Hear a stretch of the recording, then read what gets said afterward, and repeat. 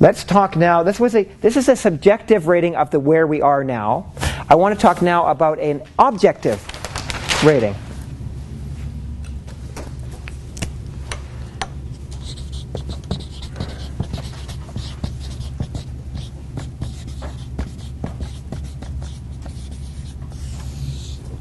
And this is called the financial tracker. So one of the things that I say when you join ProCoach is that you will be able to make massive progress towards your financial goals and also have more time off at the same time. Yes? Okay, so here's what I've noticed happens. Is people join our program, they start using it, and then from time to time somebody will call me up 6 months or a year later and they go, Andrew, I'm not satisfied. I'm not getting what I want out of the program. Say, okay, well, what did you want when you joined the program? I want to get my income to here. I want to have a certain amount of time off. I said, well, how much progress have you made? Let's take a moment to look at where you were when you started. How much time off were you taking when you first started in the program? What do you think they say? I don't know.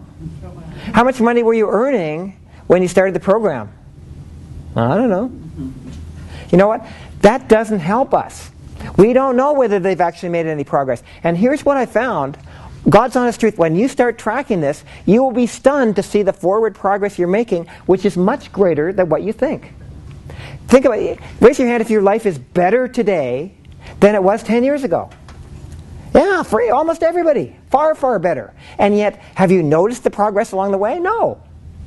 Right? So this is really, really important piece of the program because it's about drawing a line in the sand and saying, here's where I was when I started the program in terms of my income from my job, in terms of my passive income, my investment income, my net worth, and in terms of the amount of time I'm taking off and the amount of vacations I'm taking.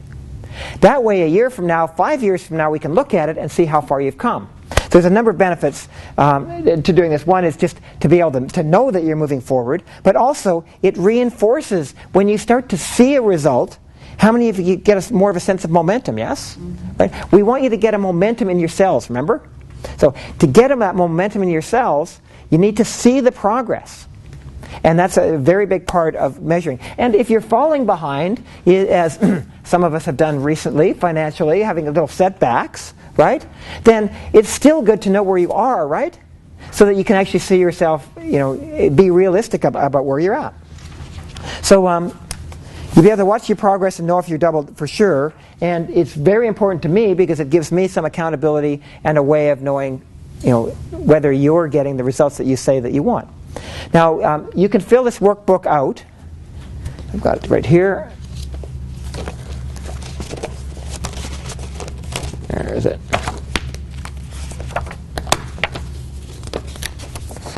Raise your hand if you've already completed the Financial Tracker Workbook. Good job. Anyone not? It's in the program? Good job. So really, really important. And if you haven't completed, I want you to put it down as an A priority on your task list, on your yellow task list. Complete the Financial Tracker information. Because it's just crucial that we know where you are. Now, raise your hand if you are pretty good with computers. Anyone? So if you want, instead of doing it in the workbook here, we actually have on our website a place where you can download this whole, all this information in an Excel spreadsheet. And then when you fill in the information, it automatically totals up all the columns. And what you want to do, people always say to me, well, how often do I need to measure my net worth and my financial stats? My experience is that you start by drawing a line in the sand when you join the program, and then it's up to you how often. I personally like to do mine at least twice a year.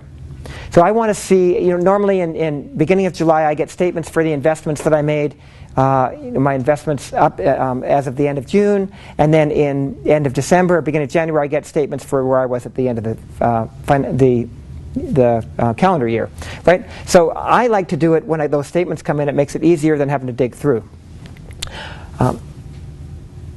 It doesn't really matter how often you do it. Whatever serves you. I wouldn't recommend doing it every month because you're not going to see the progress. It's nice to look at a big leap in your income and in your forward movement, because then you go, wow, I'm surprised how far I'm moving, and it builds more momentum. Okay, so how many of you have any kind of resistance to tracking this kind of detail? Come on. Yes. So if you do, I'm going to tell you it's really important for you for you to get what you want, it's really important. And the first time is always the hardest. How can you have a resistance to it? You're a financial person. Well, I do it. Doesn't mean I like to do it. Okay, good. But you do it because you know the importance of it, right? Of course. So you do it, and you get your clients to do it. Yeah. Absolutely. So if you have a resistance, you need to break through that and do it at least as you start the program, and at least on an annual basis, just because you'll see the progress you've made. Okay, now so you can raise your hand if you would like to use this Excel spreadsheets and aren't using them now. Anyone? Okay, into your task list, download the Excel spreadsheet from the ProCoach website on that yellow task list. And there's often questions about vacation versus time off. So what's a vacation? Because in the workbook it asks you, right? What's your... it says free time. Vacation taken weeks in the... vacation weeks in the past 6 months, and then total freedom days in the past 6 months. What's the difference? Any thoughts? Usually you change your environment. It's possible to vacation at home, but almost always you're going to go out of town. And to me, it's not really a vacation unless it's probably at least 3 days long, out of town in some way. And a freedom day is any day that you're not working, basically, that you don't do any work. It's a freedom day, right? So you can make your own definitions. It doesn't have to matter as long as you use the same methodology for measuring it every time. You're still going to get a consistent result in measuring yourself. But I would. How much vacation should you take a year? Anybody? 6 months. 6 months, ideal? Well, it depends what you're building, right? If you're building a company as you are, then taking 6 months off at this point probably isn't very realistic. But taking some vacations useful. Who thinks? How much do you think is 2 weeks enough? No. Okay. Is 3 weeks enough?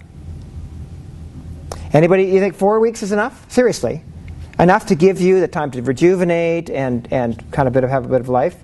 Not in a row. Yeah. Not necessarily in a row, but 4 weeks a year. I personally shoot for 4 to 6 weeks a year. I've been taking 4 weeks, and I will take 4 weeks this year. That's my minimum. And ideally, in Europe, typically everybody gets 6 weeks of vacation. We work much harder here in North America. So, it's up to you to decide. But raise your hand if you haven't had a vacation for a long time. Yes. So I challenge you to book that vacation. You know what? If you had to you managed to book a day out of your life to attend this course today, right? Why? Because you marked it in the calendar. When you mark a vacation in the calendar, and especially if you really have a hard time with it, make a non-refundable flight, you'll be amazed at how you get everything done before you go, and how things don't matter quite so much as you're racing to the airport and they're not done. I'm not kidding. You need some kind of support mechanism to follow through with your vacation. So I'd say, absolutely, book that vacation, and just get it in there, and then it will happen for you. When you go on a vacation, you have a whole completely different experience of life. It's good to have that. It rejuvenates you and refreshes you, and it also gives you a different perspective. You start to go, oh, you know what? Maybe that working's not all it's cracked up to be. Whereas when you're caught up in it all the time, you forget, right? You can get trapped in it. So anyway, so that's around the vacation. Now, there's also questions from time to time about whether, if you're married, whether you track your net worth separately or together. And the way I can just tell you the way I do it. It's totally up to you again. What I have my own net worth. I've only been married now for 8 years, so I was kind of well along in my life before I got married. So I was building my own net worth.